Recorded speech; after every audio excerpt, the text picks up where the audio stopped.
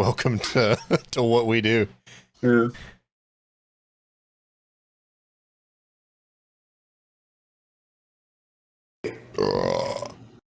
Hey, we is live. We is. Yeah, we is.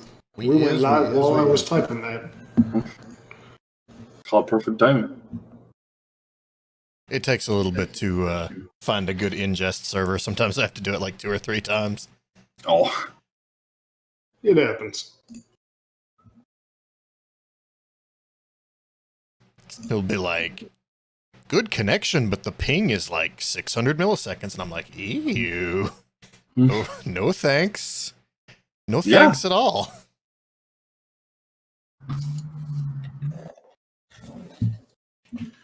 I'm going to go ahead and close that game out so we don't have random, oh my god, I got free dementia again. Yeah.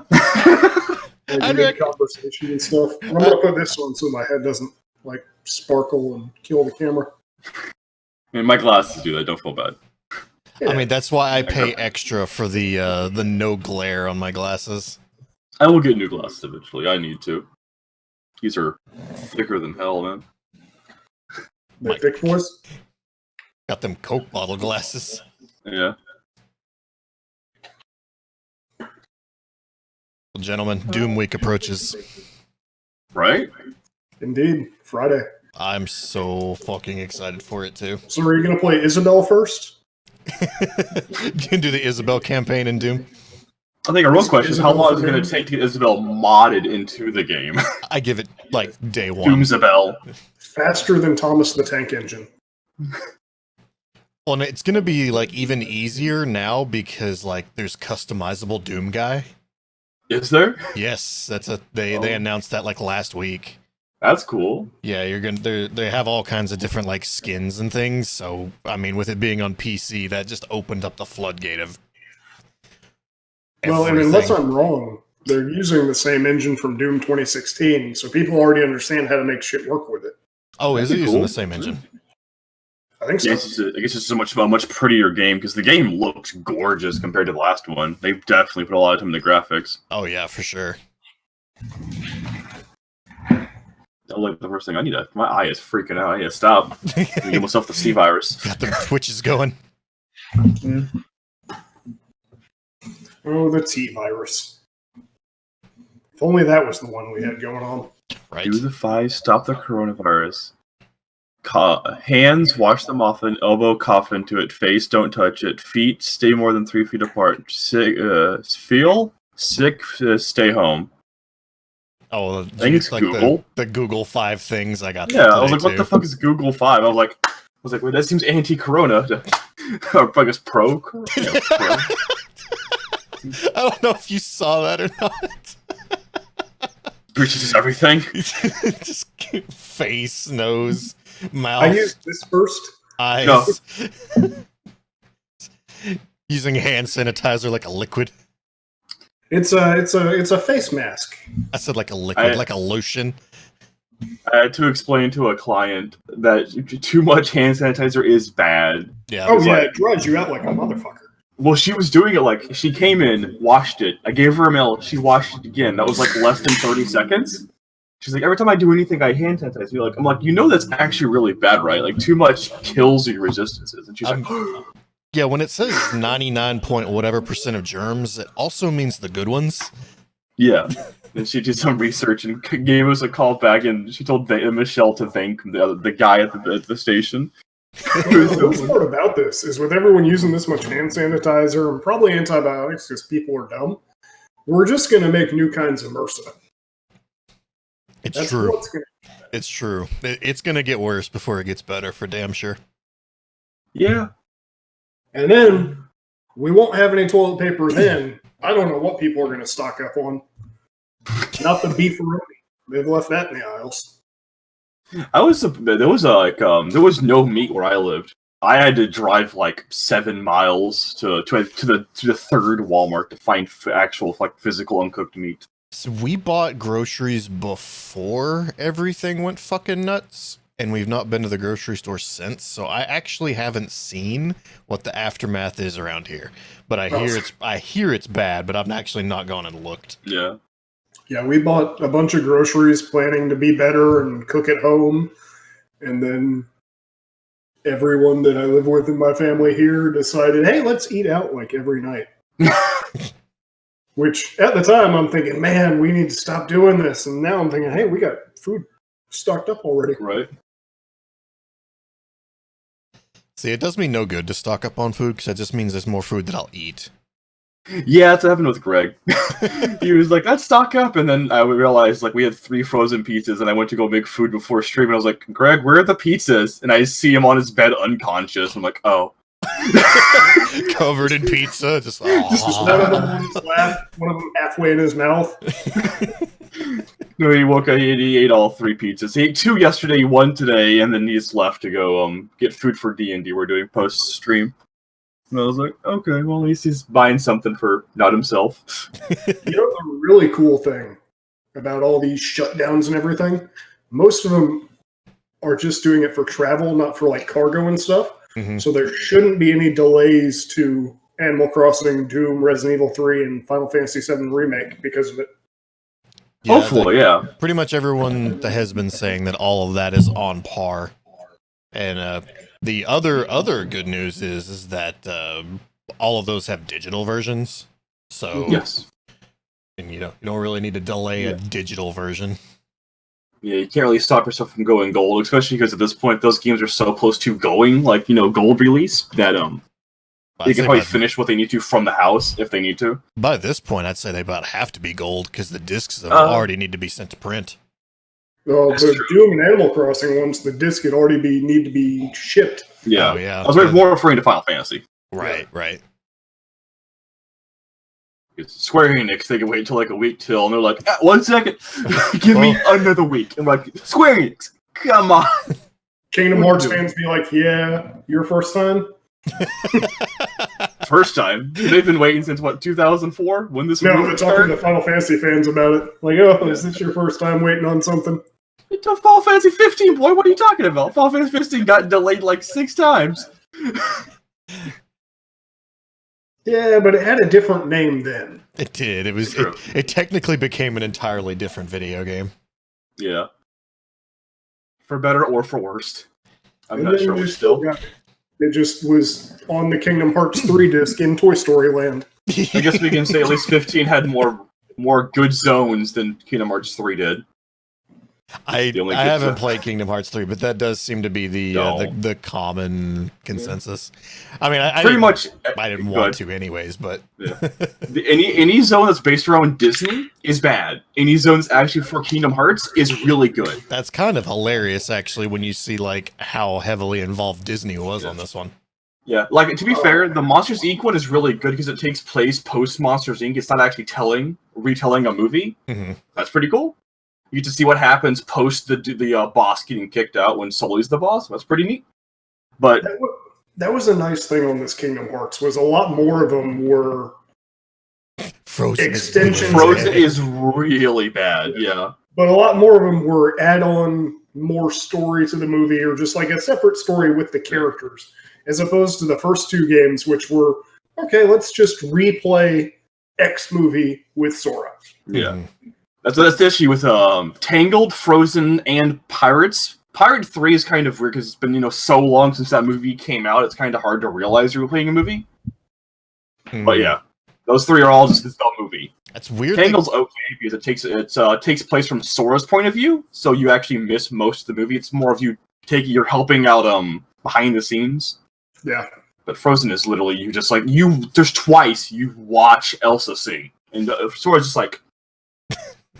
I mean, that was basically just the movie itself anyways. Yeah. I mean, at least in the Little Mermaid sections, you played the songs like a rhythm game. Yeah. Yes. When you weren't fighting against the controls. True. Yeah, Pirates is pretty good because you do get the entire ocean.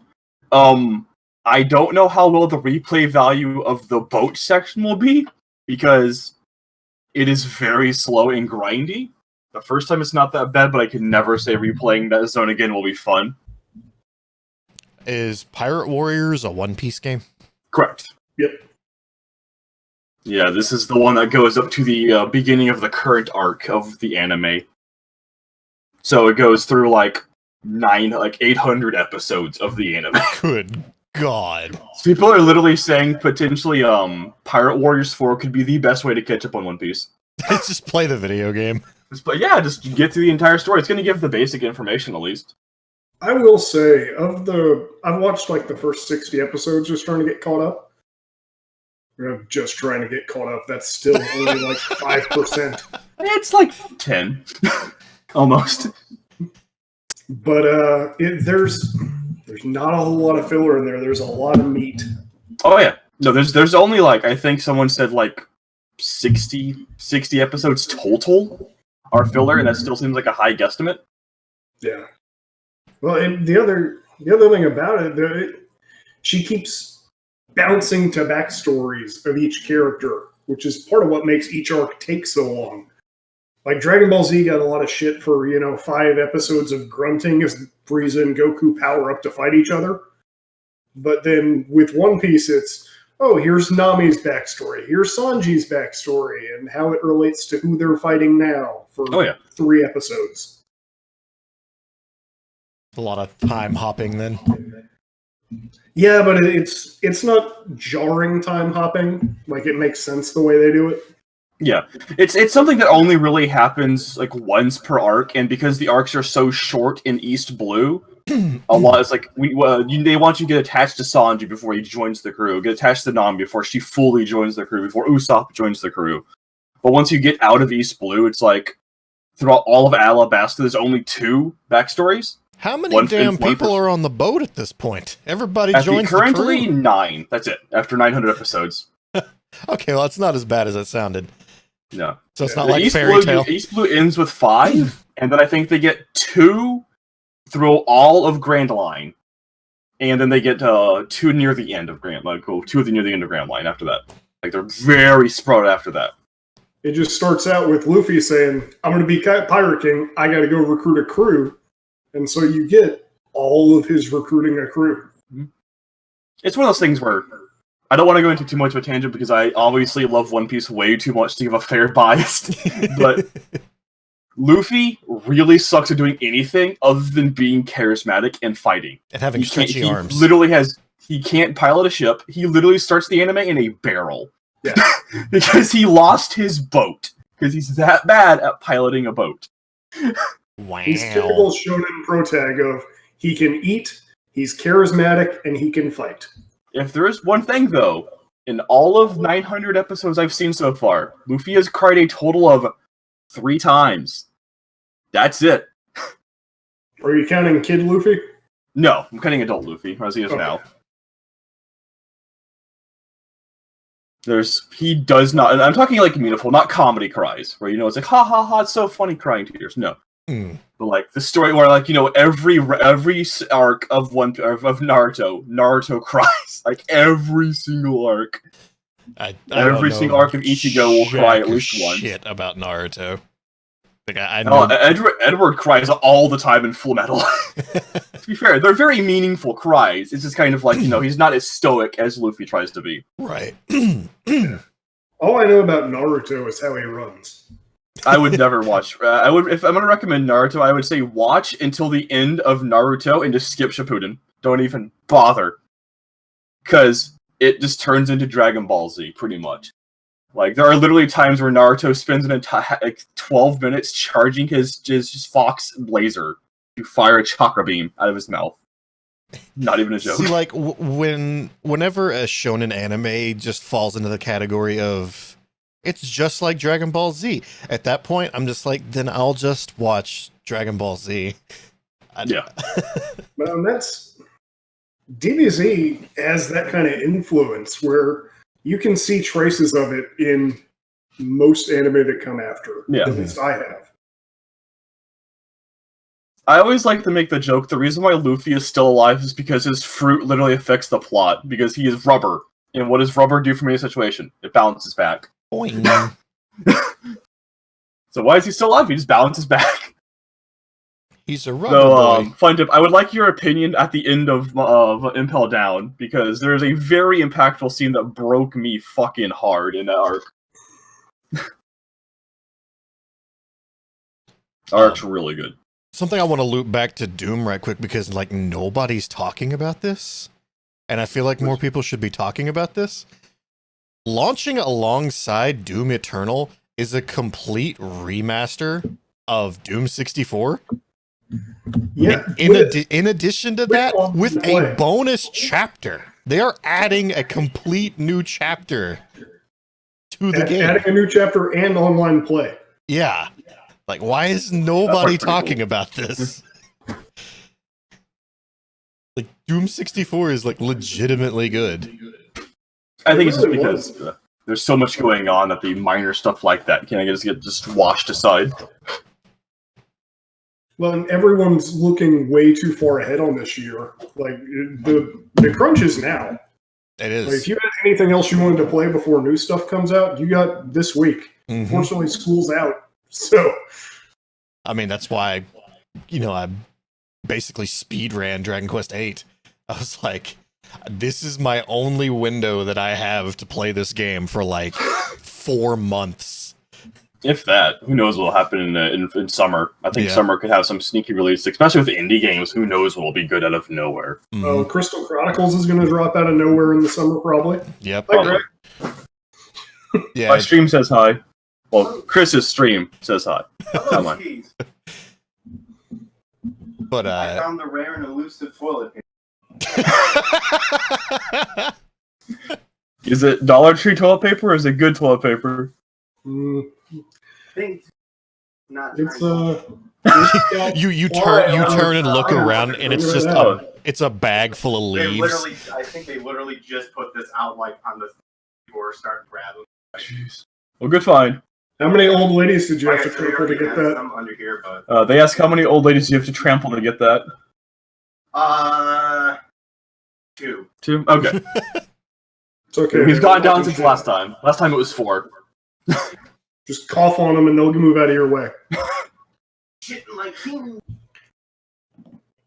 Wish I had that old image of like a guy coughing on someone. And it says, "Parry this, you peasant." And it's like they got the gun, like a knight holding a gun. I posted on Facebook and it has the menu screen for Resident Evil under Jill Valentine, and it has you have hand sanitizer and a bunch of toilet paper, and it's like combined it together, and you're invincible. Yeah, I saw that one. It's the God mode hack. God mode hack. Yeah, like we touched on this a bit last week, but like we've got Doom Eternal this week, Resident Evil 3 next week. A week from that is Final Fantasy 7. Yeah. A short break, and then Last of Us. Crystal Chronicles remasters dropping sometime in summer. Oh, and I Not to mention, a week and a half after The Last of Us, whatever they're doing as a replacement for E3, Mm-hmm. we'll get all the news drops then. Yep, because everybody's going to be doing their own little, like, Nintendo Direct. rip-off. Yeah. I do feel really good. Friday. I feel really bad for the new Secret of Mana game having to come out just 2 weeks after Final Fantasy Remake. Yeah, no, that's Weird that Square Enix didn't push that back too. That's a really bad move. Square Well, it's Enix not has even crammed real. everything into one little release window. Yeah. It's just their 3D version of Seiken Densetsu 3. Mhm. And let's face it, they lost a lot of faith on their 3D remakes after how they treated Secret of Mana the first time around. I mean, the fact this does look really good. I really don't like the fact it's single player. That kind of defeats the purpose of those games. They were always known for playing multiplayer. Yeah, But it looks like other than that, they're really trying hard to go like full voice acting. Every character has his own unique playstyle now. I still So- need to play Seiken Densetsu 3 at some point. Just like the original. I've got the Secret of Mana collection on Switch, so it's like I don't. Yeah. It's not that I don't have access to it. I mean, honestly, with how with Hamachi, I think we could be easily do a triple playthrough of it without really being that hard. Well, Oh, I yeah. think you start with most of the party pretty quick in that game. Does Collection of Mana have multiplayer? I don't know if it does or not. I haven't looked. Probably locally Oh, he's on it. in the box. I guess it should be the. It has multiplayer, but it doesn't say if it has online multiplayer. It's not online. I can guarantee it's not. That would have been a much bigger deal if it had it. Being a Switch game, it wouldn't surprise me. Yeah.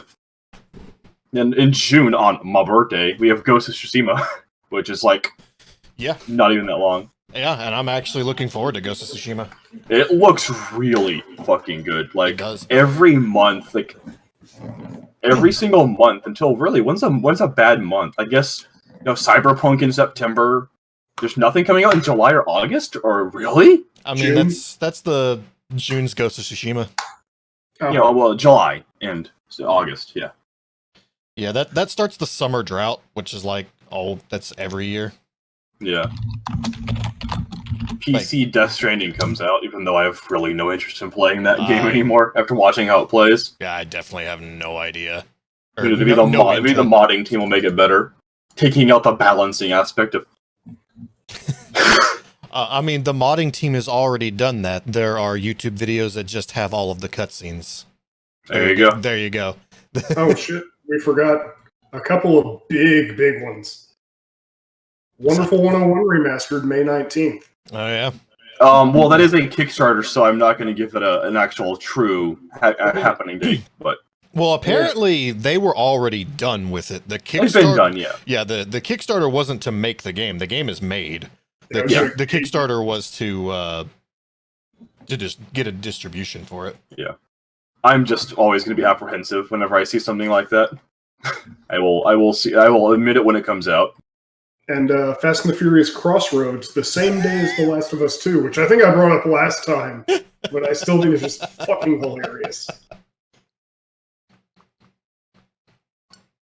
And we also have rumors about a release date going to be announced for the Xenoblade Chronicles Definitive Edition for probably late May as well. That'd be nice. Yeah. I don't think I'll play it, but I'm glad. I think that might be the way to play it.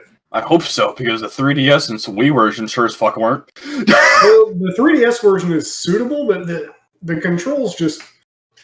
That nub is not great for controlling your camera. Well, the issue is the music in the 3DS version is bad. Yeah. They made it super hard. And that was probably hard. The draw of the Wii version was the music. It was the story and the music. When half music is good, and that's beautiful for a Wii game. Yeah.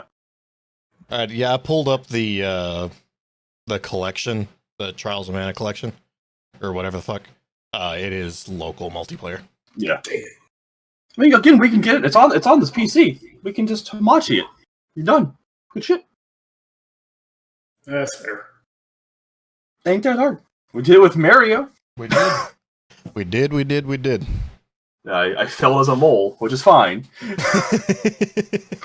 if we're gonna do that, we might as well do Secret of Mana too. Do a 3-player run through of that. Yeah. My issue with Secret of Mana 1 is it takes a long time for player 3 to join. A long time. That's like, what, 3-4 hours in, like multiple streams? Yeah, unless you're rushing to get Fairy. Even if you're rushing, the girl's still like 2 hours in. Yeah. Predictions for next Smash Pass DLC characters. Predictions are things I'd like to see. Predictions, I have no goddamn clue. Things I'd like to see are very different. Yeah, I want trying to Bomberman. predict Nintendo is an exercise in futility. Yeah. Well, then let's do that. What are characters that we would like to see in Smash? I want Bomberman. I think He's like, what is it? Yeah, I think Bomberman would be fine in Smash. Yeah. Down Bomberman B would be for a good bomb too. kick, pretty easy. Just make all his B's bombs. Yeah. And I mean, like, Bomberman's gone through, like, so many revisions that there's a million different types of bombs that he could use. Yeah, dude, and especially for skins, it's so easy. There's 1,000 bombs. You can even add Bomb Girl just to have some, put a female Bomberman in there. Yep. Bomber Girl. Shovel Knight could be potentially cool. His moveset might be difficult. That's more my issue with Shovel Knight. Well, they just did the Shovel Knight fighting game. That's true. So, maybe they've added some, like, different moves and stuff, into that. I've not looked into it. I've not played it. But I my know big thing with Bomberman is he was a pro Nintendo character for a long time. Like he had like 1 or 2 non-Nintendo games, really ever actually. and they're awful. Yes, Bomberman Zero, and I mean the Bomberman on Sega Genesis is okay, and the Sega Saturn Bomberman is actually solid gold. The 16-player Bomberman, awesome. But good luck having 16 people and enough multi-taps to. Yeah. Oh no, they have to be 4. You have to get 4 consoles. It is console to console LAN. You gotta LAN it. You have to have 16 controllers, 16 people, 4 Saturns, and 4 of those extremely expensive cables, and the game 4 times. Mm-hmm. And then a TV big enough to support said game, because small TV with 16 people are gonna be punching. There's actually, I didn't know this for a long time, but there's a cheat code that you can punch in on Mario Kart Double Dash to do a LAN connection for it. Yes. I totally did not know that. One thing I forgot is speaking of racing games, is Diddy Kong Racing as co-op campaign. I forgot existed. That's super cool. What is co-op campaign? Diddy Kong Racing. You can do a code for a co-op campaign. I didn't know that. Super cool. I did it at Game Over one time with this man back here, and it was actually really fun. Diddy Kong Racing is a lot of fun to be. Yeah. It takes a while to remember how the combat works, because you have to basically focus down certain balloons to get the upgrades. But once you figure that out, the game's super good. It's kind of hilarious that as big of a Donkey Kong nut as I am, that I have barely touched Diddy Kong Racing. Outside of the fact of how many characters spawn their own series from that game, because there's of course the Conker and Banjo, but a lot of the other characters have made small rare show-ups in the rare games since then. Tip Top. I know Crocodile is referenced in some of the later Donkey Kong games. The Crocodile dude. To get back to Fundip's question, my prediction, I'm going to choose to piss off the entire Smash fan base and other fan bases, and I'm going to say Edelgard. Edelgard. That piece of PlayStation game? No, Edelgard from Fire Emblem Three Houses. Oh. Get another. Yeah, the girl that just spawns various hate forums against each other of whether or not she was evil or justified. I would like to see a character that's a combo of 2 characters, and get another Ice Climbers of some sort, honestly. Who do you think would fit that bill pretty well? Because that's interesting. I mean, that with Banjo-Kazooie. That's true with Banjo, but Kazooie herself isn't really much of an existence. I think it could have been a lot more interesting if they had done it with what's the main character? Three Houses. Byleth. Byleth, because Tiki is that Tiki? I forget what the girl's name is. Tiki clone. She could have been there, like a JoJo stand almost. I don't know shit about Fire Emblem. I couldn't get past the tutorial. It was like a 4-hour tutorial, and I got so bored. It's a long tutorial, and then it throws you straight into the Persona 5 knockoff mechanics. Yeah. It's like you have to go through a bunch of cutscenes, then a place to fight, and then you have to go to play school for 3 hours. God. And I just couldn't. The school part was so much, I couldn't do it. No thanks. I'm good.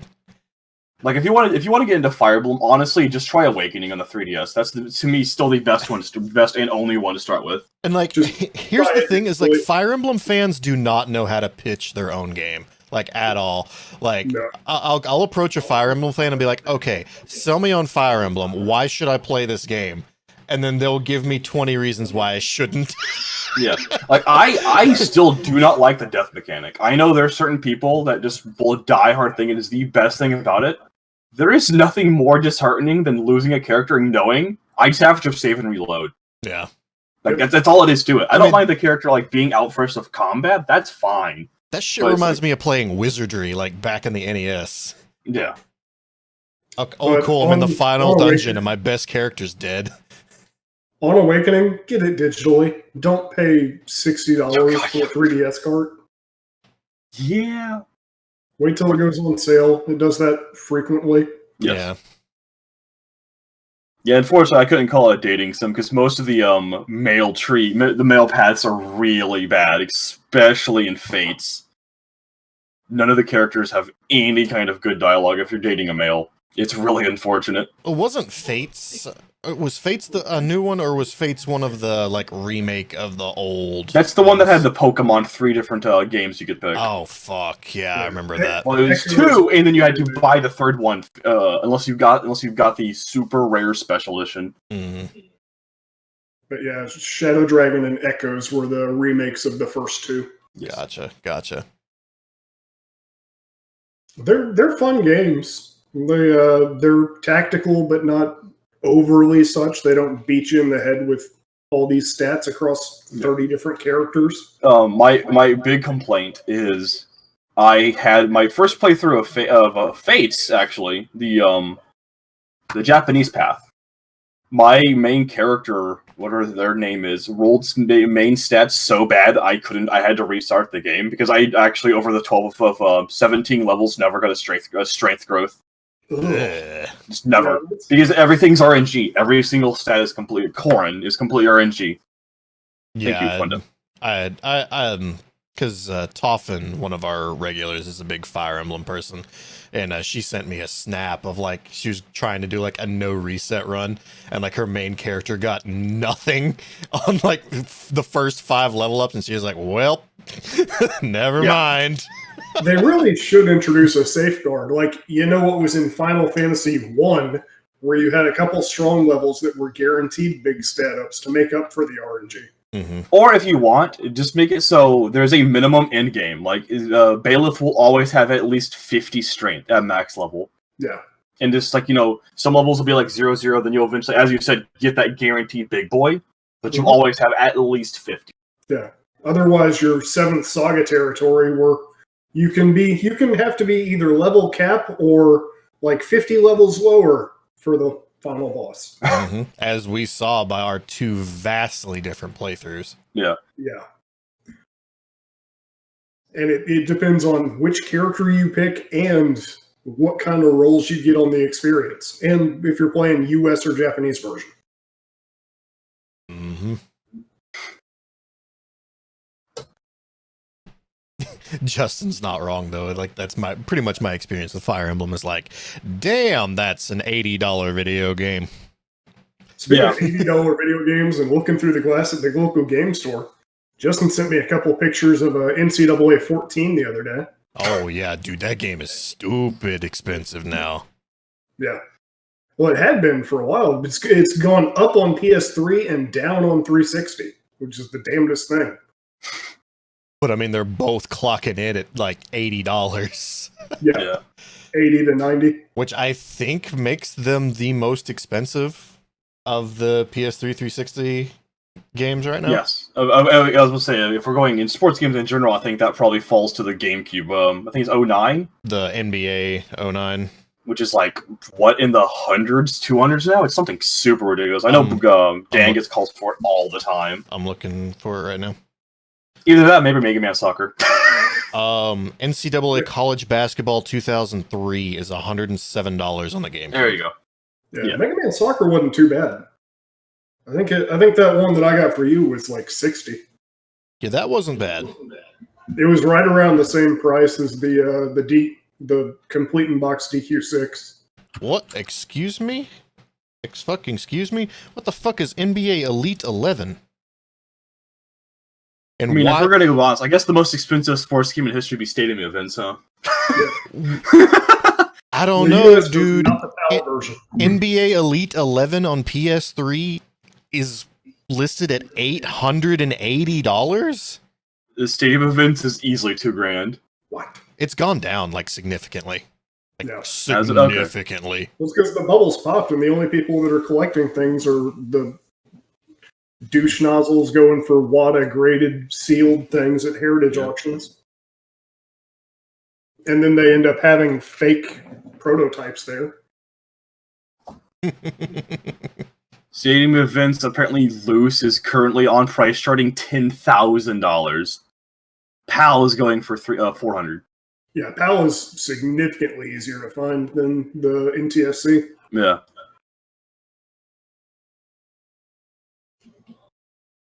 $10,000 loose. Graded 35 grand. Sounds good, Fun Dip. You get some rest, bud. See you later, dude. See you, Try not bud. to think about Fire Emblem while you're resting. You'd be like, I have a 50% chance of falling asleep. Not today. 80% chance of falling asleep. Not today. Yeah, I was about to say, you gotta do that Fire Emblem math. 95% chance to hit, misses 3 times. That's XCOM, my man. X. Oh, Fire Emblem is just as bad sometimes. No, I'm sure. But yeah, XCOM and Fire Emblem, they're the reason people have trust issues with numbers. Ugh.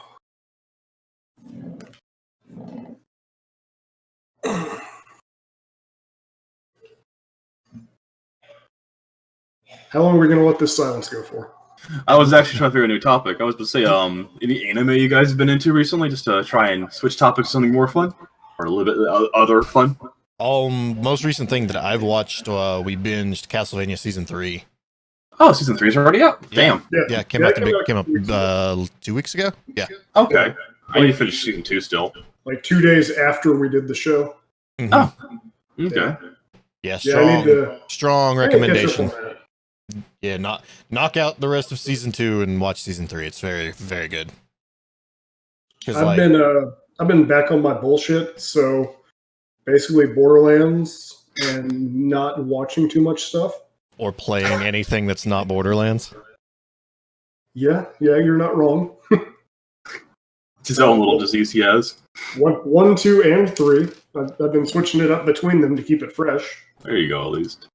Yeah. But Season 3 is interesting because they're kind of off script at this point, since the end of Season 2 is the end of Castlevania 3.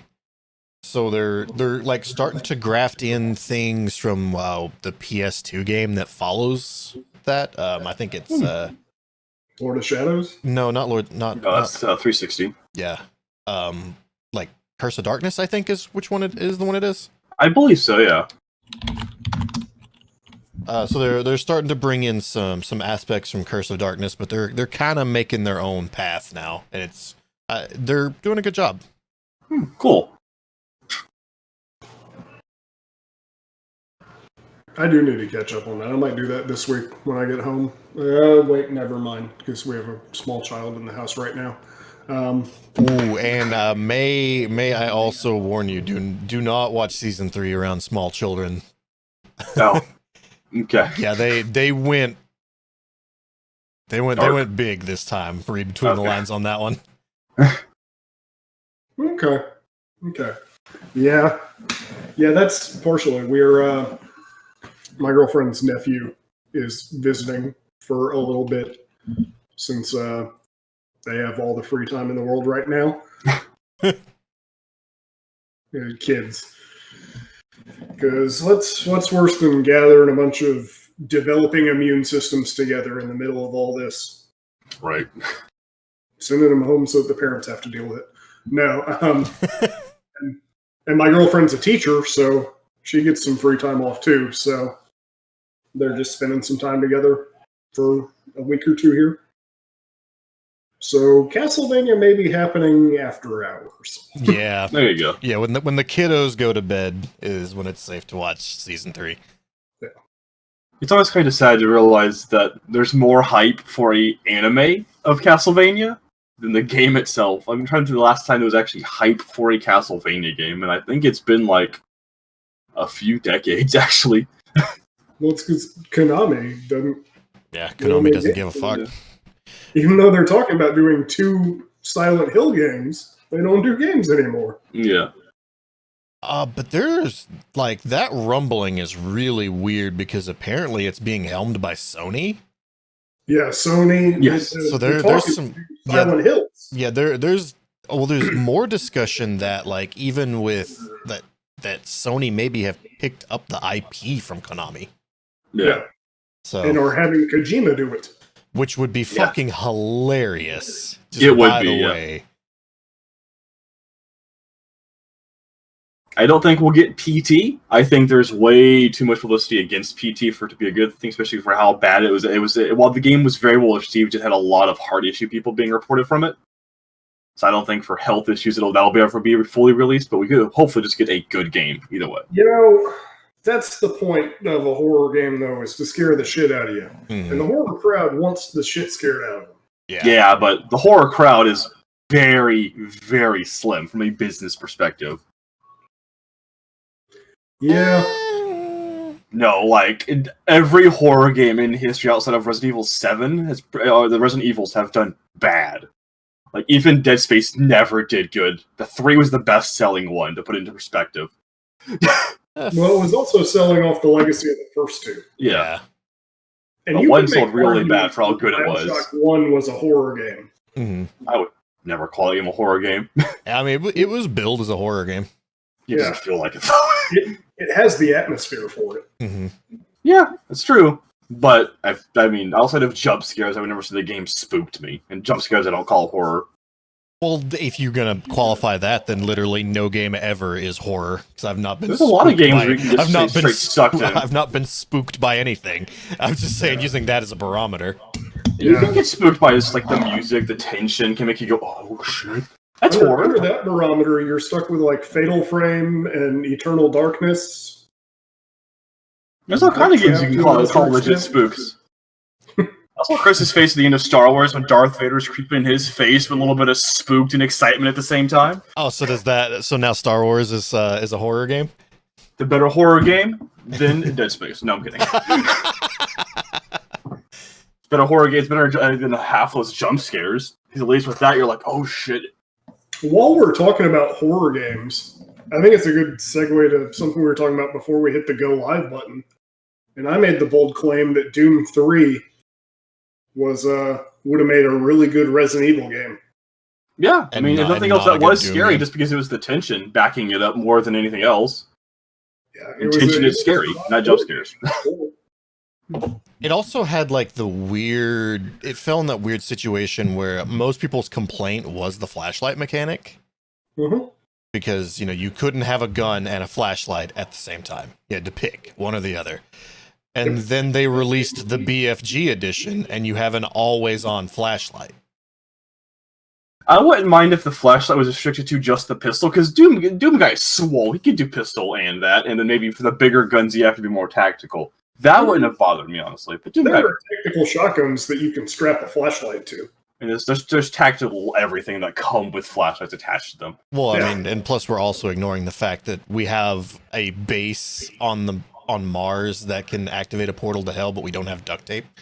That's also possible. Or you could just say, why does this helmet have a light installed? Like, Master Chief has like 3 lights on his suit, but Doom Guy couldn't get a helmet with a flashlight attached to it. Are you even Doom Guy in Doom 3, though? I thought you were just like some kind of random jack-off.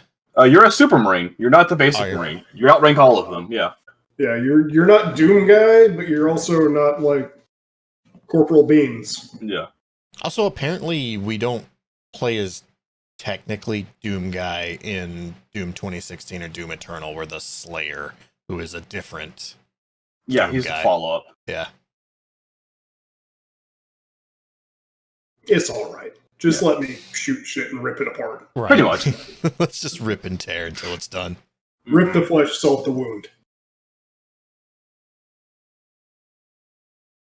5 with no sports. Like Red Faction, so we've talking space. I have never played a Red Faction game. I've played a little bit of Guerrilla, like maybe 4 hours, and it was fun. I couldn't tell you anything remarkable outside of just able to break a lot of shit with a sledgehammer. Yeah, that was fun. I do remember that always being its calling card. Is it was the first game that had that really promoted destructible environments. Yeah. Like that and Mercenaries. Now, Mercenaries I did play. Like, I played a crap ton of Mercenaries because I loved Pandemic Studios. Yeah. I just remember in Guerrillas being very sad that things, if you knocked stuff and it fell on things, it didn't do any damage. Aw. And that was very sad, because there was a point I Aw. really broke a building to fall on a tank, and the tank just kept going. I'm like, oh, come on. Man. Yeah, I haven't touched one of the Red Faction games. My shooter experience was limited back then. When was the last time one came out, even? Apparently PS4? Really? There's a Red Faction on PS4? Apparently a remaster of Guerrillas was the last time. Huh. Is that the last time? Gonna The be last honest, one we I got. had That was no the last idea. one we got. Yeah, 2011 was the last time, and it was a remaster of Armageddon. Or Gorillas called Armageddon.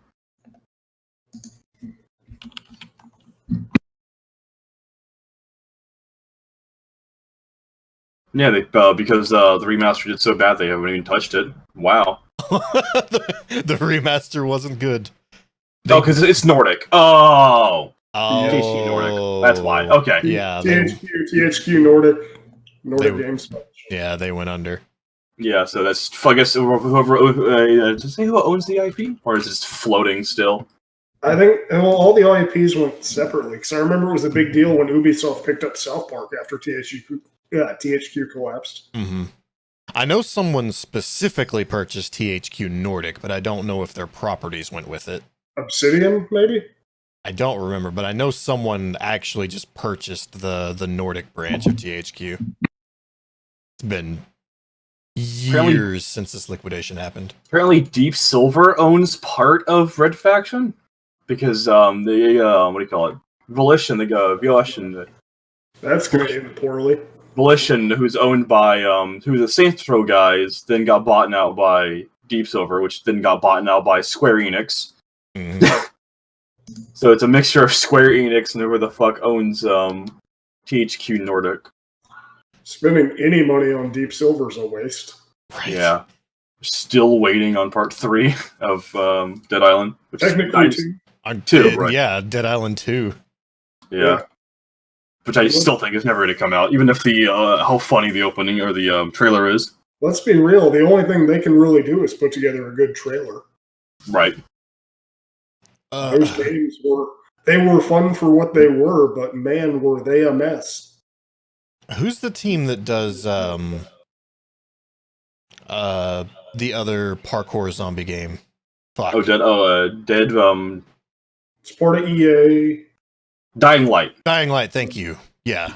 Who Dying does Light. that? Because part 2 is coming out. So Basically, they're turning Mirror's out. Edge with zombies. Yes. Techland. Techland. Okay, so that Warner is Brothers, apparently. Well, Techland's the one that did Dead Island. Yeah. So Yeah, Deep Silver published Dead Island, but Techland was the actual developer. yeah, and they were developing Dead Island 2 until Deep Silver's like, listen, you guys, you put out shitty work twice already. Yeah. Let's just call it a day. That's right, Dying Light's on permanent hiatus. That's Mhm. right. Dying Yeah. Light 2. Which sucks, because that actually looks really cool. I was actually excited for that for a while. Yeah, that was one of the first of the big wave of delays when it was just like, oh, okay, we get it. Everything's coming out on next gen now. Yeah. Yep. Because Like, I mean, for that game, that might be a good thing, because that looked like it would be pushing consoles hard. yeah. Because, like, the game was supposed to have, like, a giant island, and it was going to have 4-person co-op, and the island had no segments. Like, the entire island was access to all 4 people at once. I'm like, that's gonna hurt consoles. That Because, might like- have been able to work with the PS3 with the cell processing, but Yeah, I mean, if it's even the same size as Dying Light 1, that's like a 3 mile by 3 mile area. I played a little bit of Dying Light, but not much. I beat the main story. I could not get the DLC involves going into the boonies, and it's just swamp, and I got bored of the swamp after like 20 minutes. that's how attacked you are. Yeah, just here. Yes, you did. But I did Pulled like up the my town Steam. just because it's parkouring in towns, are also parkouring in trees makes you a ninja. I played 95 minutes of Dying Light, apparently. I think I have a shit ton in there. As curiosity, let me check for myself. I beat that game like twice, maybe. I got 3 achievements, and I played for 95 minutes. Apparently 48 hours, forever how much that is.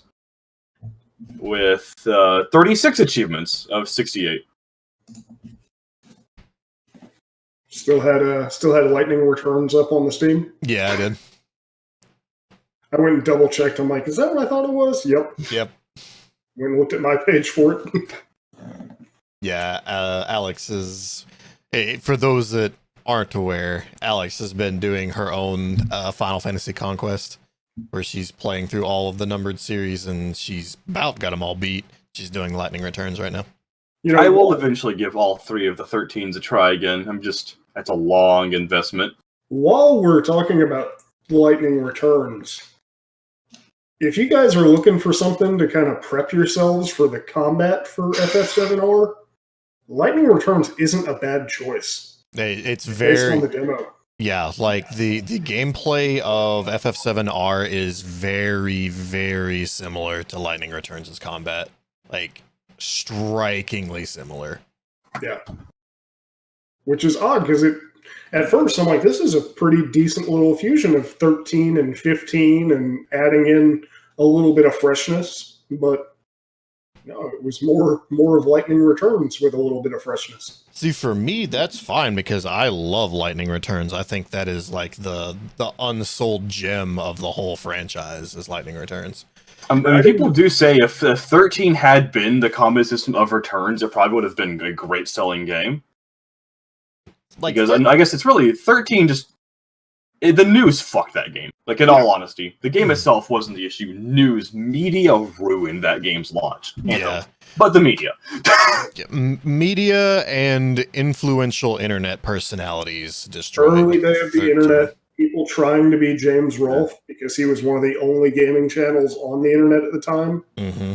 2009. Yeah, that'd be like when that all of them, whether it's Spoonie, pretty much everybody, that guy at the glass, this was their high points, yeah. Yep. Yeah. When the angry video game YouTube channel was just all that video gaming was on So YouTube. they played the first 10 minutes of the game and then formulated a 30-minute angry review off of that 10 minute of gameplay. Well, I mean, to be fair, the tutorial is like 10 hours long. It is. So if It they did totally 10 is. hours and never left the tutorial, you can understand why they left with a bad taste in their mouth. Yeah, it totally is. Like, and there are bad points of 13 that I cannot. There's nothing I can defend about it, but it's not as bad as the shit that it gets. 13.2, on the other hand, has the opposite problem. The gameplay of 13.2, fantastic. The story is fucking shit. I mean, I don't know much about 13.2. I think bad. it's really weird that the main love interest of basically the second main character just goes off as a young boy. Because Sarah that's Snow's wife, right? Yeah. For all intents and purposes. Yeah, and then she just leaves with a boy. I don't know the story of why she does it, but it always seems really weird. Going off to look for Lightning, her sister, which is Why where didn't Snow Snow was. go with her? Well, Snow, he could go. Snow was already out looking for her. She Yeah. got tired of waiting for him to find her. Why didn't she just join him? Well, I'm going to explain everything with one phrase, and you're going to roll your eyes and be like, oh, 13.2's big gimmick is time travel. I know.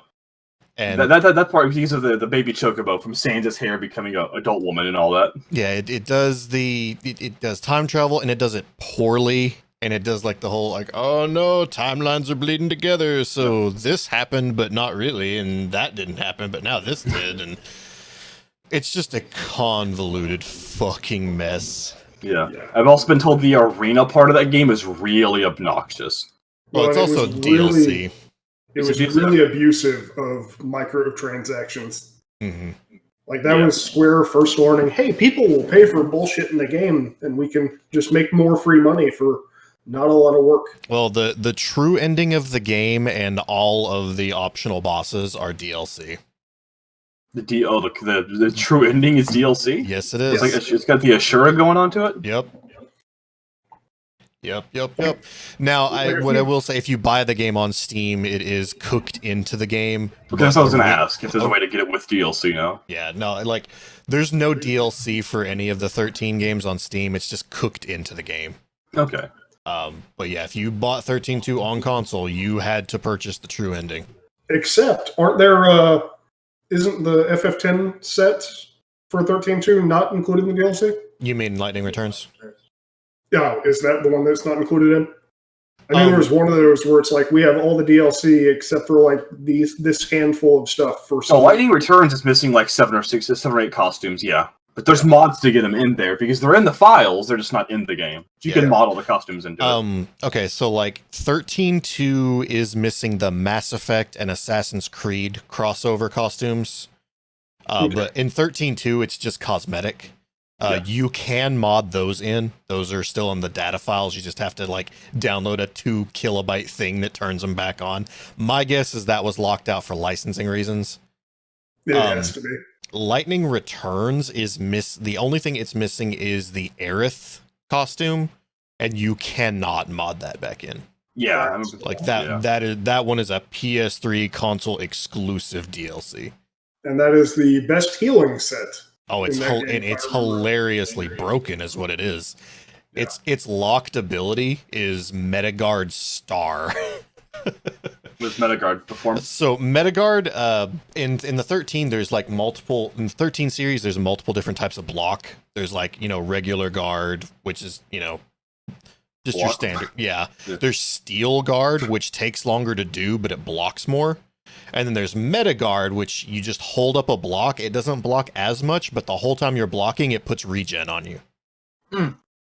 The Aerith comes with a rank star Metagard, so it's the best block, the best regen, and you can literally, like, if you're about to die, you just flip over to Aerith and just sit behind a shield and restore all of your health. Oh, interesting. Yeah, the Aerith garb was really strong, so For that alone, I can see why they would make it not accessible, because it kind of, if it breaks the game itself, Yeah, Just makes you more susceptible for attacks from above and behind. basically. Shoink! You gain a ×2 weakness to large katanas. Yeah.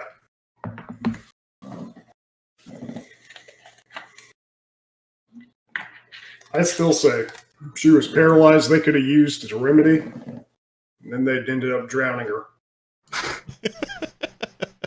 That's a weird thing with some of the Final Fantasy games where it's just like, why didn't you just use like Soft or Phoenix Down?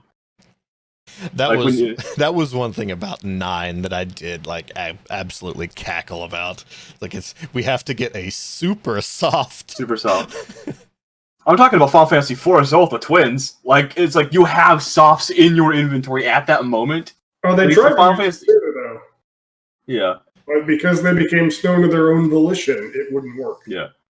Like, at least in Final Fantasy IX, like, you don't have a soft yet, so there's at least some excuse, like, the character didn't own it. Yeah, the student thing I forgot with it. That's pretty cool, though. They at least tried. Yeah. Well, 4 is like, as much as I love 4, the problem with 4 is that like it's the game where everybody dies except nobody dies. Well, that's only in the newer versions. In the Super Nintendo, they pretty much all stay dead. Nope. No, they come back at the end. Yep. The monk doesn't. You can't When you're use fighting Zeromus. the monk does come back. You have to wake him up with a frying pan. Yeah. Isn't that only the later versions? Nope. Nope. That's Super Nintendo. Okay. It's a side quest. Yep. Easily missed, but it's a side quest. Isn't it? Okay. That might be why. Yeah, that's one of the, like, if you're playing randomizer, that's one of the go-to checks, because you can get 3 key items from the Yang side quest, from Yang's wife. Yeah, it was in the English translation. They do. Yeah. I was just saying that it was hilarious that the concept of a super soft. I mean, Final Fantasy IX is also the one which brings up the being too soft to live joke. Oh, that's in The Aoife tree. yeah, but also in FF5, you can use softs on the statues in Galu's basement. Okay. Yep. He's If you don't have level 5 death, you can do that to get your AP grind. It's more expensive, but Yes. A lot more expensive. they also drop softs, if I remember right. They do. Okay. It's like a 1 in 32, but they do drop them. Steal a high potion or a twin dagger, and they drop softs. Oh yeah, the So- object de tarts. Do we know how far, how much actual part of 7 Remake rating is it literally just going to be Midgar? Because I mean, that's a good portion of the game if it's exclusively all of Midgar. They've stated Midgar. I think we've seen screenshots of. Well, they're obviously having Cloud on the cycle.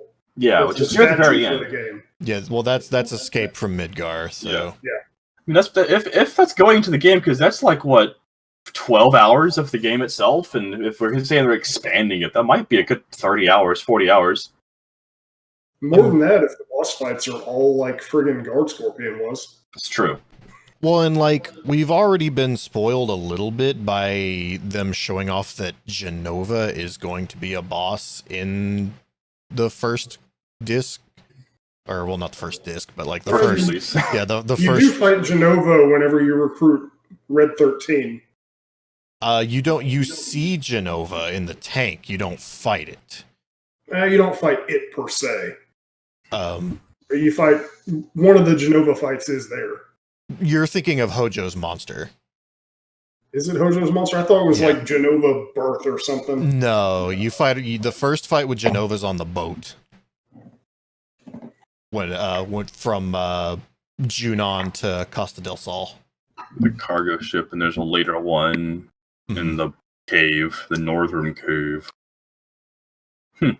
Yeah, you fight like 3 Genovas, I believe. I guess it depends on how much what you include Sephiroth himself as, because he is technically Genova at that point. Well, you fight Genova Absolute before Sephiroth Yeah. on the gauntlet at the end. Yeah, Birth, Synthesis, and Absolute. Yes, there were 3. Yep. Yeah, you fight the first one on the boat, you fight the second one right after Aerith dies, and then you fight the last one before Sephiroth. Facing Hojo's monster with one of the Genovas then? Mhm. Yeah. Because it would make sense if he's using Genova cells to experiment, then why wouldn't you just have a bigger chunk of Genova? Yeah, so there's definitely going to be a little bit of shuffling around at least, because they've stated on numerous occasions that this FF7 remake, which is the fucking worst name that they could have given this thing.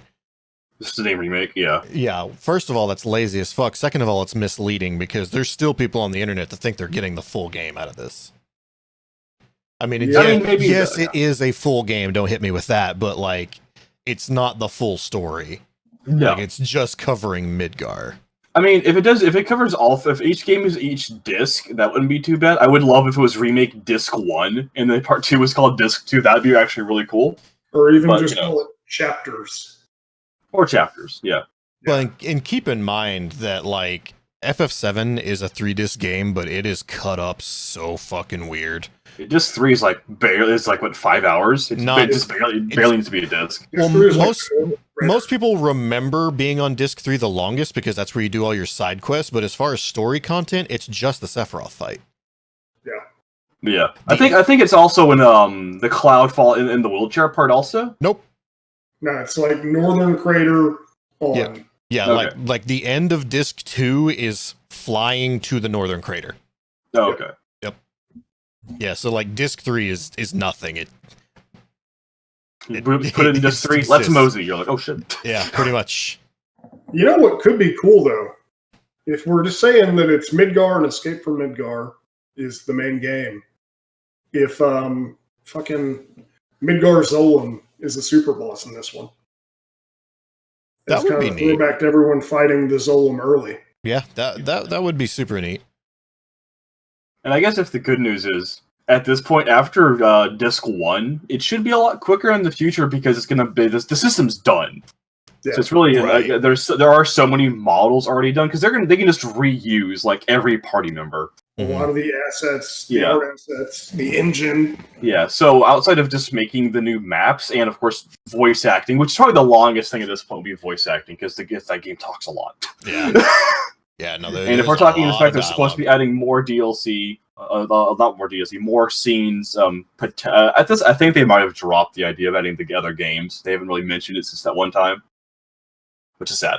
I think they're being incorporated in ways, Yeah, but not necessarily ways that people are thinking of. yeah. I doubt we're going to get like full things of Crisis Core or full things of Avid Children. Avid Children could easily be as like a post game thing. not very long. Nomura in a recent interview explicitly stated that we will not see any Crisis Core, or he actually used the compilation of Final Fantasy VII characters. We will not see any of them in this game. Okay. But that is this game. That's not to say Yeah. we won't see them in in the next couple of pieces, which again makes translation fucking a nightmare because they keep saying you're not going to get this in Final Fantasy VII Remake, and what they're talking about is the game that comes out in 2 weeks. Yeah. Instead of like this whole package deal. Like that's the biggest turd of the bed that Square has let out for this whole thing. Yeah. Is by calling part 1 just Final Fantasy VII Remake. Maybe I'll call it remake, then remaster of remake, or remake of the remake of the remake. I swear to God, part 2 comes out and it's just called Remake 2. I'll scream. Maybe it'll just be called a remake, and it'll also just be a remake, and there'll be no difference other than the disc cover. Oh no. Oh no, just the exact... That'll be a Christmas nightmare. It'll be a remake 2022, a remake 2022, remake 2024. Like all the Laura Crofts and all that. No, in theory, 3. They said 3. they did not say 3. They've never given a number. At one point they were saying they hope for 3, but the big word was hope. Yeah, nobody's given a definitive answer on how many parts this is going to be. No. Again, I think it comes down to if they decide to add all the DLCs and Dirge and all that, they'd need more than 3. Because like Dirge is long enough, even if you shorten the game really sweetly and use the combat system, it's still going to be like 7 hours. But that also speaks to the poor translation of all these interviews where they're giving information out. Because I've seen places that definitively say 3, but also places that say no number. Mm. Yeah, that's the biggest problem is we've got so much conflicting information. I think it's a lot. They love to play things so close to their chest that, we may not know because they will not give information until they absolutely have to. Yeah. I'm still hoping for the ultimate rug pull of the century, and then we get outside of Midgar, and then just the world opens up, and it was all a hoax, and it's the full fucking game. That would be really funny, and I mean, it would not be out of them to do that. They definitely, Final Fantasy VII itself did that. The trailers and the magazines themselves never showed anything post Midgar. Yeah, it was always Midgar on all the like the Pepsi cans and the Cheetos bags. Like everything was always that iconic shot of Cloud looking up at the reactor.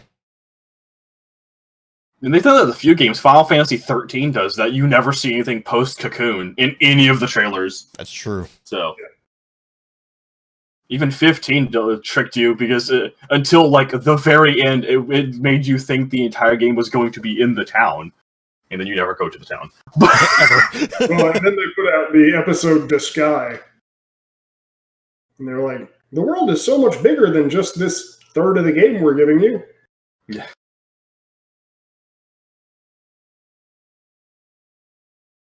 Yeah, like I don't know what to expect, and honestly, at this point, it's too exhausting to try and figure it out.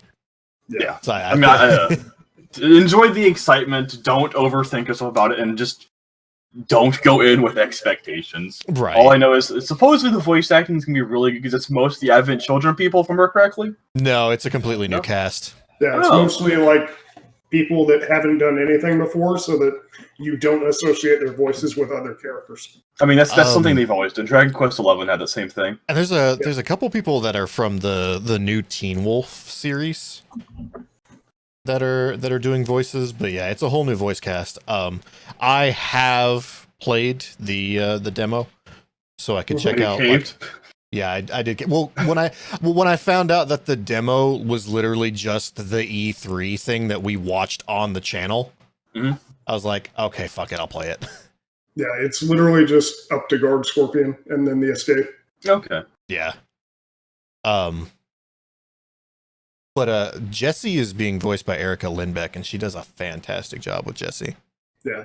Yeah, it looks like Cloud's guy did a lot of work in All American, and apparently he's also in Teen Wolf. That's really about it, though.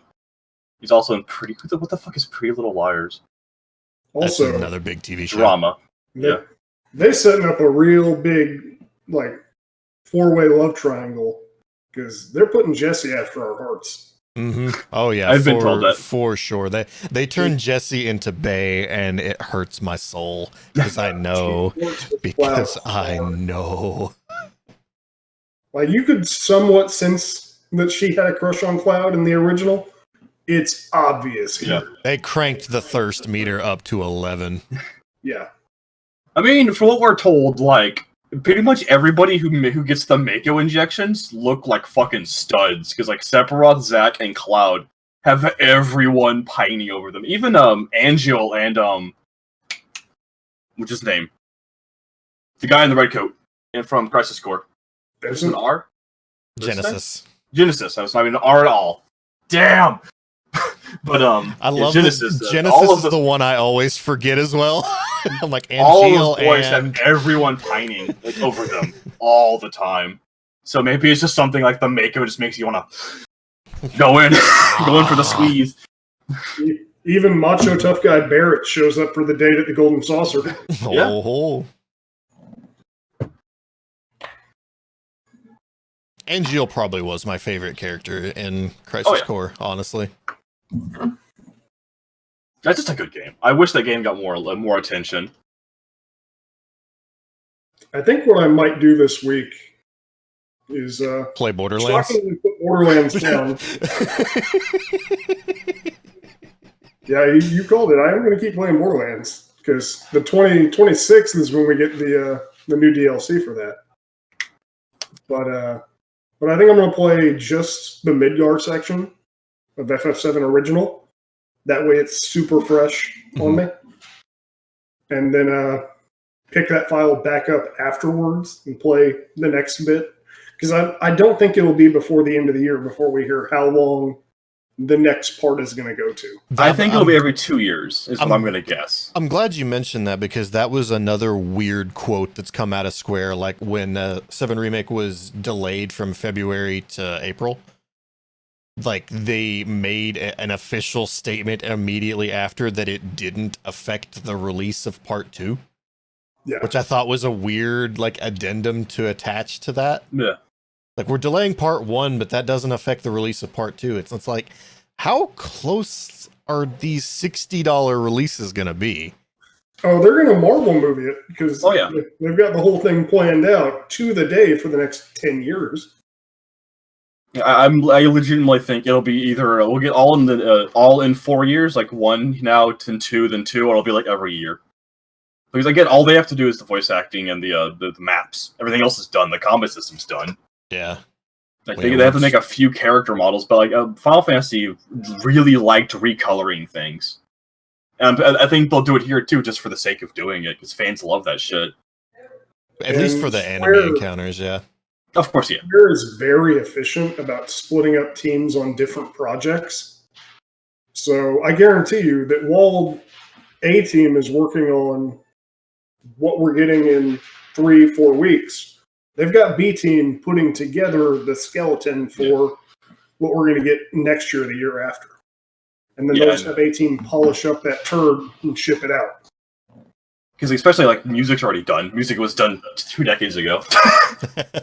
I don't think we'll get any I don't expect to get more than maybe 12 new songs among all. We're getting remixes of them though. Of course, yeah. With the demo. If they didn't remix them, that'd be disgraceful. Like, you just put MIDIs in that fucking game. Especially after how bad that affected Final Fantasy Dragon Quest 13 and 11. 11 in America. Numbers. Yes.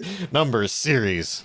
Throw it all at the wall. Dragon Quest 11, well, while Japan loved it, America, even as Chris is as an example, hated the MIDI. Mm-hmm. It was something that bothered me about playing the 3DS version, like having to listen to the MIDI tracks. Well, in 11, playing a PC game that had MIDI. Well, I modded the orchestral tracks in, so yeah.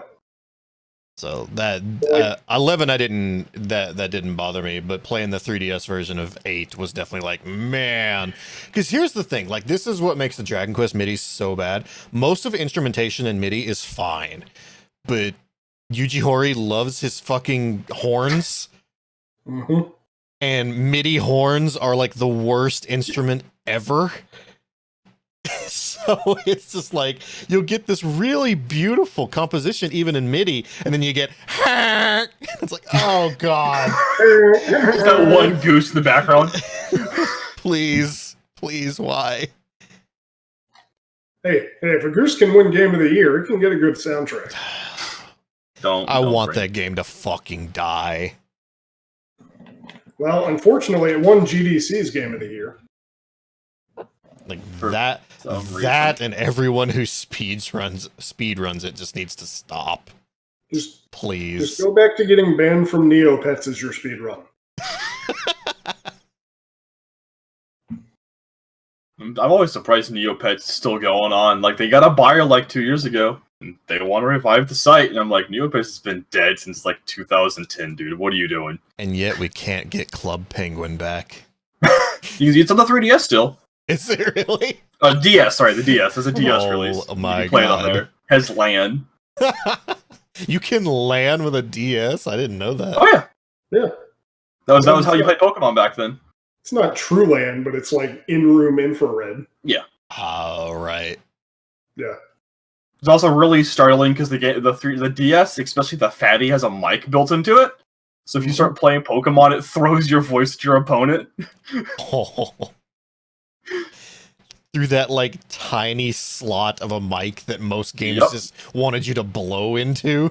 Yeah, and it worked. It's a functioning mic, and it sounds awful. It's like a 140 grade mic. Ugh. Yeah. It's the leftover mics from the when they were first designing the NES and took it out of the controller from the Famicom. Put them in there. I have always wanted to play the Disk System version of Zelda just so I can yell at Pole's voice. It's pretty fun. Yeah, we had I got my boss Mark way back when fixed one. We got to play it. It's actually pretty fun. That's awesome. You don't even have to yell into it. You can just kind of go, or just go, Yeah, it's and just it kills any them kind all of the same. noise. But still, just the idea that I can just pick up a controller and go, fuck! And they Just explode. Boom! Because I've got You know- a Disk System game. I just don't have a Disk System. Yeah, it's because those rubber bands, dude. Oh yeah, no, they're terrible. That's why for speedrunning SMB2J, if you're going to kill your run, do it before it's either 4-1 or 5-1. Because it just puts extra wear and tear on the bands in there. Yeah. And I think my FDS version of Mario 2 has Mario 1 printed on it.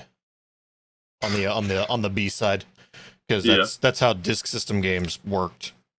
The fucking rental system. I hate that shit. Oh, rentals. Those fucking disc rentals are like the bane of like of Game Over's existence. Because like I can't read moon runes, but like it even shows like the A side is Mario 2, and then the B side, like you could write in whatever was on it.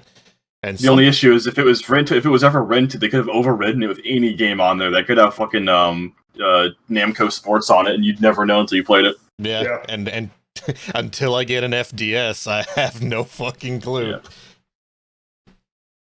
That was such a novel idea, though. Yeah, I just wish you had to buy your own. I don't think you should be able to override ones you already existed. Just sell one for like $1 and make that your rental one, a blank one. Whoa! Whoa! It's got the manual for SMB1. There's that at least. As well as 2. That's interesting. That doesn't go through at all. Yeah, it's just looks like you're holding up a white piece of paper. I saw Mario and that was it. Not helping. The ring light is killing it. Oh, is that what? Yeah. Oh yeah, like the light's definitely like just crushing it. Yep. I can hold it like here, and you kind of see it. Yeah. It's just too glossed. Yeah. Speaking of some games I like to, we should get like some good remakes. So we should get some of those Mario's remade. Like I know they were kind of remade on the Wii, but like I want some of those Game Boy ones remade. Oh yeah, no, like if we could get a remake of Mario Land, that would be sick. Mario Land, just get golden coins. Hell, why just for the fuck of it, do some of those Wario Lands to all do 1, 2, and 3. They came out so quick. I actually kind of got my hopes up on Mario Day. The Mario channel or the Mario Twitter and the Lego Twitter did the Mario toy statue is going to be a part of the Lego sets. And I actually thought that was going to be an announcement for a Super Mario Land 2 remake for like Virtual Console. A Mario Lego game would be pretty cool too. Yeah. They're just doing Lego sets Mm-hmm. For now. Yeah, for now. It'd be cool if they did a Mario Lego game though. Yeah. I'd be down with that. Oh yeah, dude! It's sort of like, imagine breaking a block and then building the blocks with it. It'd be cool. Yeah, dude. Especially with the dark sense of humor that game has, you could have Bowser like bring up how Mario's killing his people or like breaking his people or something. Those games are dark. And they already have the hammer for the Builder Mario suit. There you go. From the Mario Maker 2. I'm talking about a game with unlockable characters, and there's finally a way to put Waluigi in a Mario game. Only in the tennis minigame for it, though. Yes, that's how you unlock him, at least. Something else. Just to spite the players. Or you have to do the DDR thing to unlock him. Oh, God. He was the final boss of the DDR game. I own the DDR game. I've never played it, but I have it. DDR Mario Mix. Oh, yeah. It is like the easiest DDR game in history. Even the hardest difficulty is still normal in normal DDR terms. Well, and like the problem with that game is it doesn't even really do good remixes of the Mario songs. Like you would expect it to just be, just DDR, but Mario, but it's not. It's like weird half remixes and half original tracks. And it's like, why? Right. How would Lego Paper Mario? Like Nintendo Lego just gave you a Paper Mario license to print money, and you just said nah. Of course, I kind of felt the same about Donkey Konga. Cool. Yeah.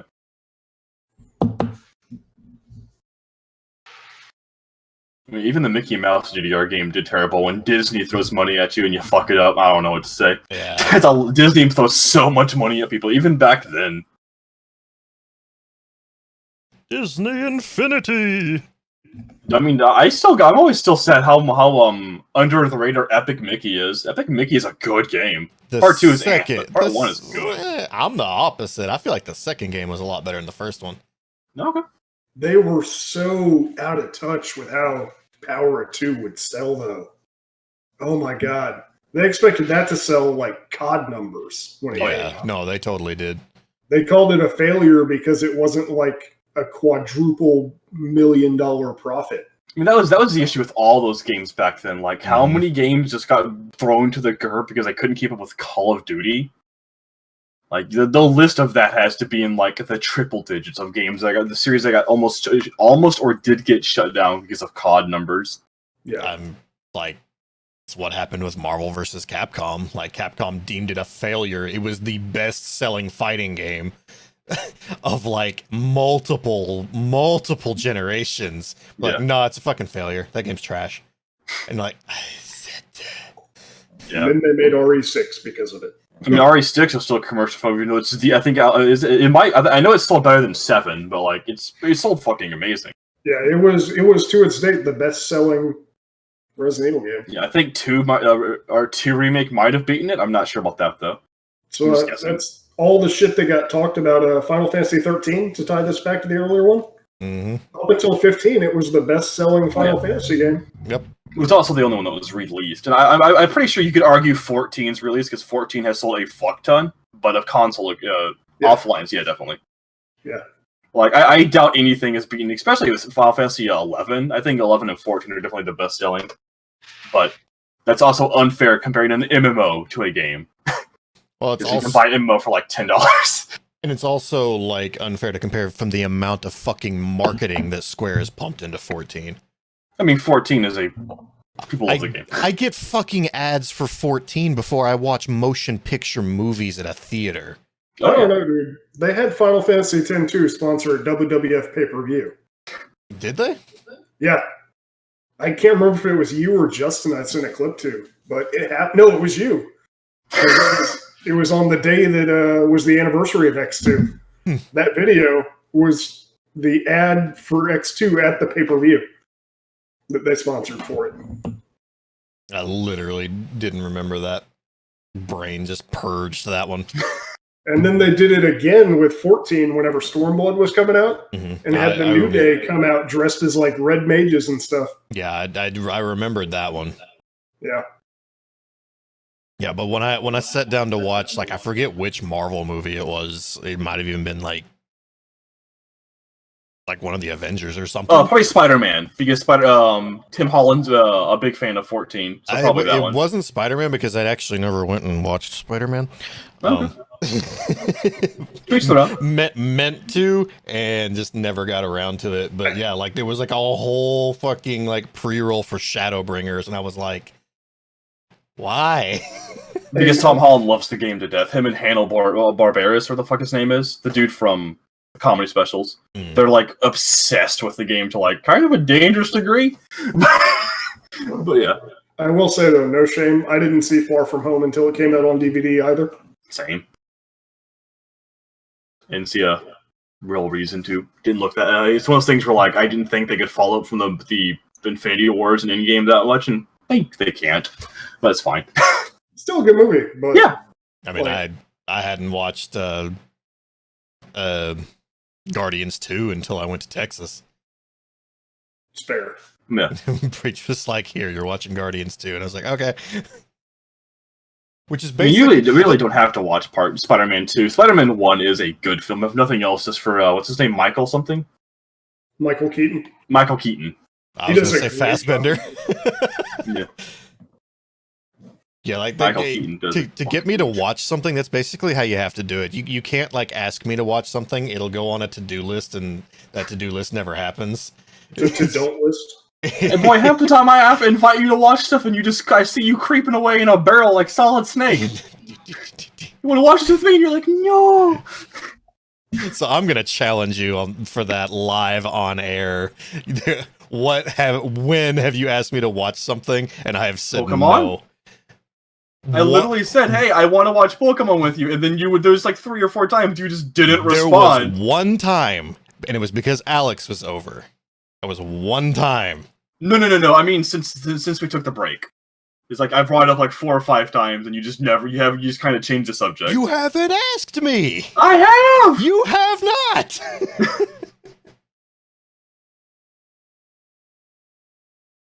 You maybe meant to ask me and forgot.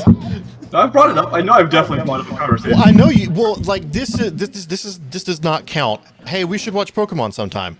Okay, sure. That doesn't count as asking me. I mean, I'm trying to test your interest. That's how I look at things. And you know what my answer is always going to be? Yeah, sure, let's do it sometime. Okay.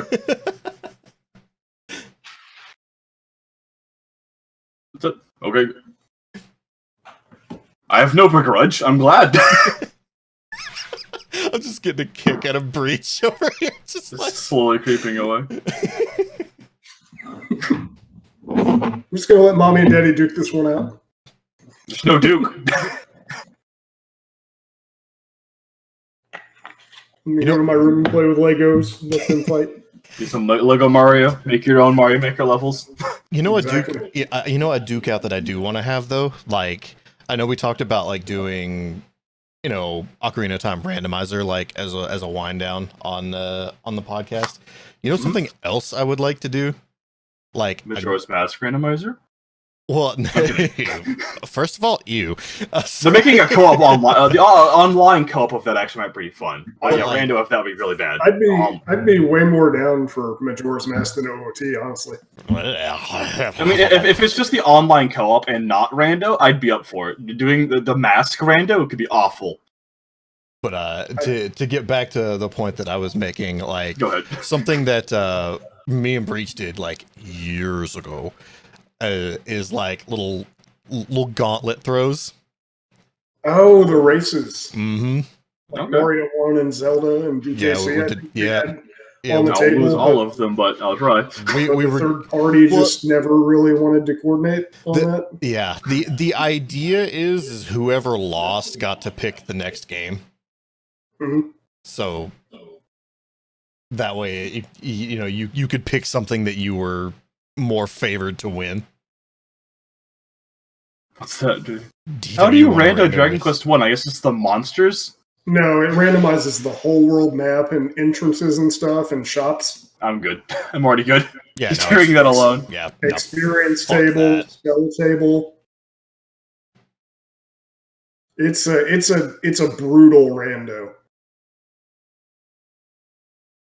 Like the Yeah, one that it was hilarious. Like I'll touch on that for a second. When they had like the rando tournament and their opening match, like everyone was stuck at the intro because the first like the first encounters were just one-shotting you. So because the first one, they reroll monster skills too.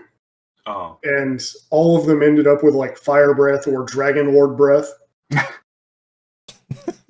So like the very first match of this rando tournament was like 6 hours long, and it was like And 3 hours was getting out of the first town. Right. Mm-hmm. they just this one's a tough seed. We promise they're not all like this. And I was like, man, you are not doing a good job of billing this tournament. I mean, like with seeds like that, test them before you take them live. Yeah, Like, you're supposed to. You don't vet have your to have. seeds. You can have somebody else test it.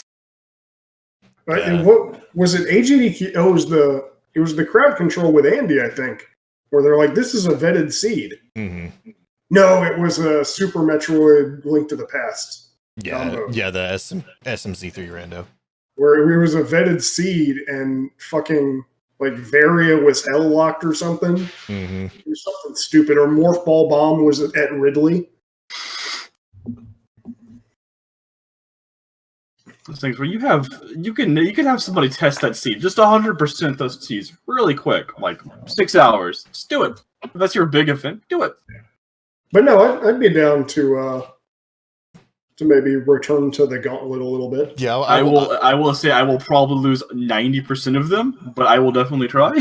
Well, not 90%, because if you lose one, then you get to pick the next game.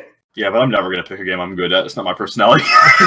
Well, that's you got Half the games I pick will be RPGs or just get vetoed immediately. Let's play Use 8, and no one's like, "What?" Let's do Legend of Dragoon. No, we got to beat it in. I would never pick Legend of Dragoon. I would veto. I wasn't that one of the anyways. fonders of that game. I was like, that game looks cool, and then I just moved on. The thing I remember from that game is how bad the fucking Dragoon forms are with the button mashing part. Or if Justin was in on it, it's like, hey, let's race Dragon Warrior 7 on the PSX. How about you do it, and we'll watch. Let's race the intro. Who can get to the first slime battle first? Yeah, the first slime battle that on the Let's Play that's on the channel that I was rushing through was like an hour and a half in. Call it castle percent. Just who goes to the castle first. Yeah. God. That was... No, I'm not doing that version again. Ever. Yeah, I definitely want to bring back the gauntlet. I miss it. I miss it so much. It could be fun. We have to make a list of what games would be better for racing, because like I'd want to pick Kirby's, even though Kirby's are so too long. Outside of like the Game Boy one. Well, yeah, Dreamland would be short enough. Yeah, Dreamland on Game Boy. It's like well, I guess it's the Super Nintendo version. It's prettier, but yeah. Just that one part though. Even Kirby's Adventure for NES is not horribly long. Oh, that's like about 2 hours. Yeah, we'd have to set aside a chunk of time. But... Yeah. And even at that, I mean, we can make concessions. We could be like, first one to Grape Garden. Yeah. So like if we did LTTP, it'd be like Master Sword Race. Yeah. Or you can always do like what Northern Lion's doing with the seeing how far everyone can get in X amount of time. Like you have an hour, how far can you get? Yeah, that would work as well. To do risk for reward. That was one I've done before. Was during a show, everyone play Mario 64 while we talk, and whoever has the most stars at the end wins. Oh, I'd be horrible for that. I stutter enough talking in a straight line, let alone doing something else. Oh, and like I would be so focused on winning that I'd just be like, no talk, me play. Yeah, it ended up not being the best execution idea, but it had its time where it was fun. Every ginger I've ever met is so competitive they can't do it. I know 3 of them, and they're all so aggressively competitive. they'll never focus. They'll just want to win. I can't even back down from that. Like I'm horrifically competitive. And I have ADHD, so I'd get lost in the conversation. I mean, I think all 3 of us do to some degree. Yeah, definitely, we get lost in the sauce real bad. Yeah, like that would be cool. Like at the end of the podcast, like, all right, we've got 30 minutes, Mario 64, who can get the most stars? Yeah, we just have to like plan them before the stream starts. Oh yeah, for sure. Well, that's let's make that homework. Let's all come up with a list of stuff that could work. Yeah. No, I mean, I'm free all next Sunday if we want to try for like maybe having another podcast with them and trying. I guess if we have the entire day, we could easily do that. Mm-hmm. Oh yeah. As far as I'm aware, I'm good next Sunday. I don't know of anything that I'm doing. I think I'm free. I'll check with the authority after we're done with the show. There you go. Let's see, what is... That would be the 22nd? Yeah. Yeah, not the 28th. The 29th. Oh, yeah.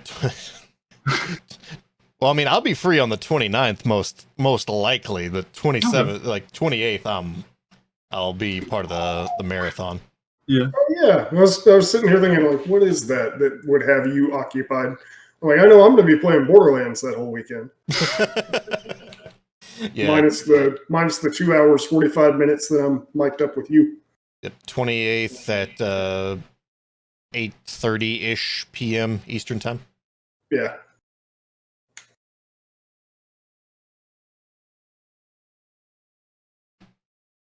Speaking of which, we haven't given it a plug yet. Not this upcoming weekend, but the following weekend, Ika Aid. Yeah. Supporting our friend Air Rekka. The Rekka. Yeah. Just tune in, donate if you can, spread the word if you can't. Tune Should in be a and good watch time. me. They have the schedule posted now. Yep, So, schedule is posted. Let me, I can get a link for that. Hang on. yeah. Yeah, we can always do a big announcement Thursday, of course, of next week. Copy. Or just 2 weeks from now. Pasta. Well, so there's the whole schedule of events.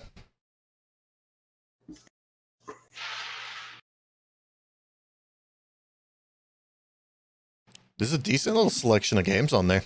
You're in prime time. Uh-huh.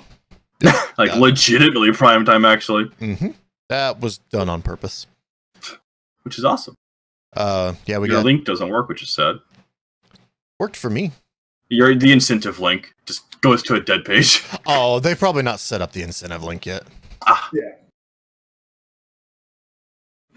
it's got a small production team on it. Yeah, it's like 2 people running the whole show here. But yeah, I mean, we got Luigi's Mansion 3, Super Mario Odyssey, Pokemon Red and Blue. I'm surprised Snap is only once. I'll be honest. I expected Snap to be like 6 times. Because that's like her bread and butter. There were people fighting over that one. Yeah. I mean, never render getting it makes sense. That's like her second streamer she was after Calcium Woman. And the gauntlet of OOT was submitted, so. Yeah.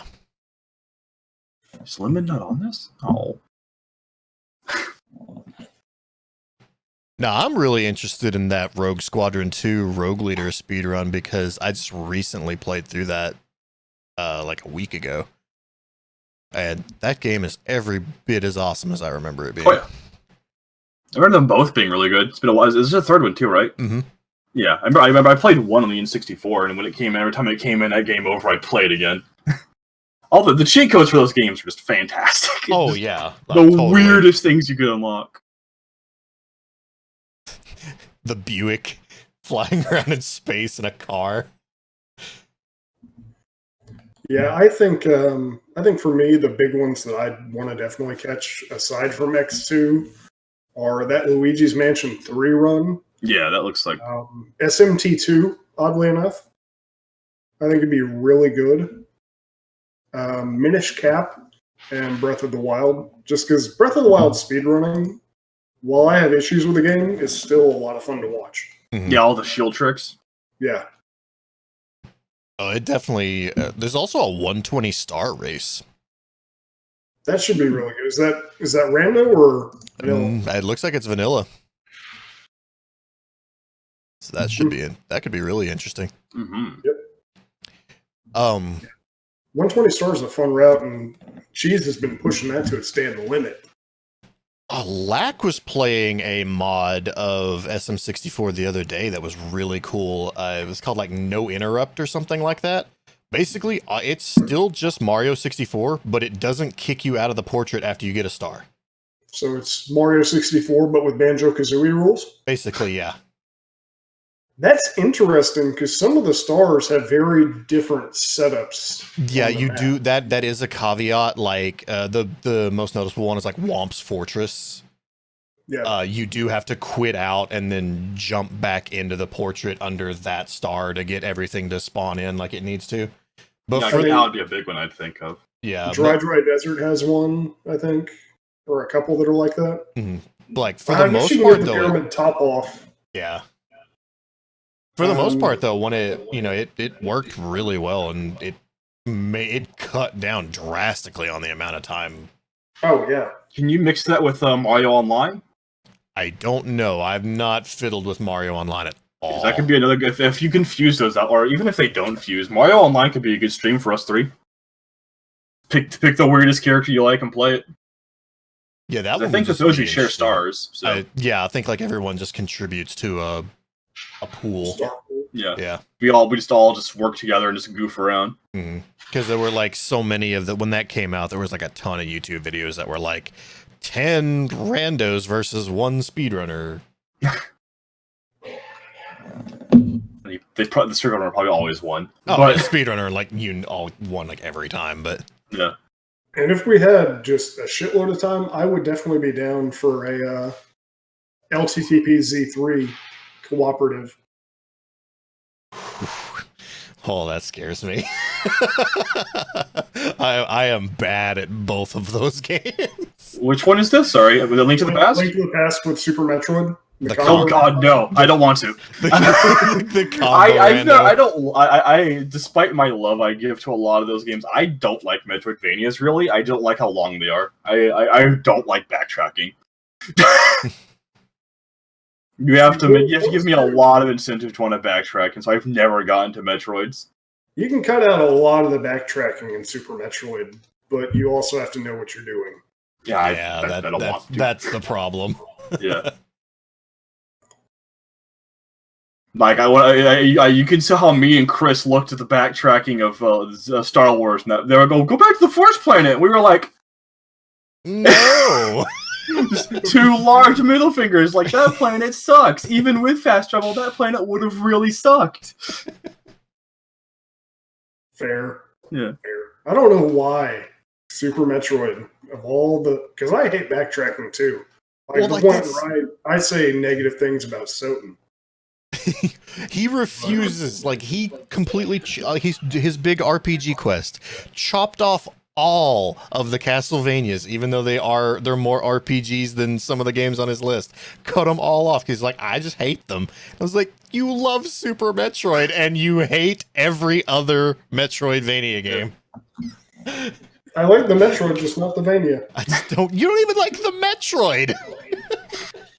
No, I love Zero Mission and Super and Samus Returns. The only Metroid I ever got into was Fusion. It's probably because it's actually the smallest backtracking of all of them. Oh, and that game's super linear.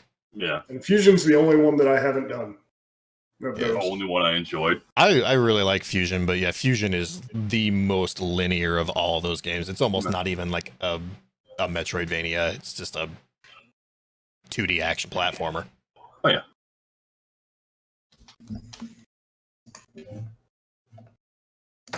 Well, it might be a good time to start winding down. I gotta skedaddle in like 5 or 10 minutes. Oh yeah, Yeah. you were on a timer for this one. So. Yeah, but that's why I wanted to do next week. Give a longer love session to the viewers next.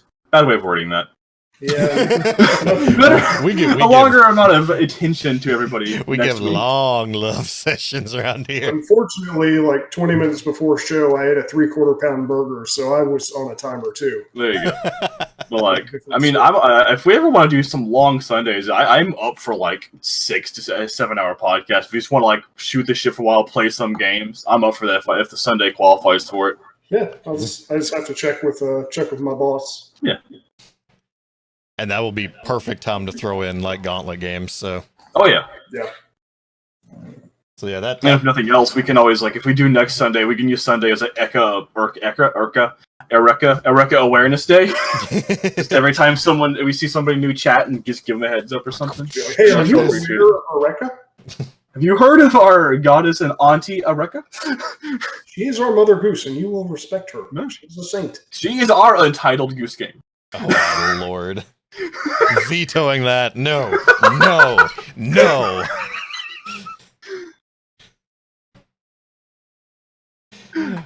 All right, so I think that is the perfect place to chop it off there. Thanks y'all for tuning in. This Off has with the been goose's head. Let's get out of here. Double Jumps and Damage Ups number 2. We'll find a title later. We'll catch you all later. Sir. Have a Peace. good one.